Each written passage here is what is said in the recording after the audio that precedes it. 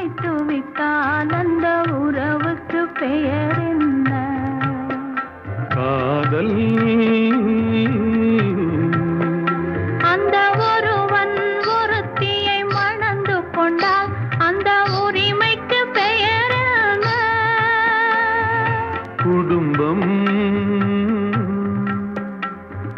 நினைத்தவன் அவளை மறந்து விட்டால் அந்த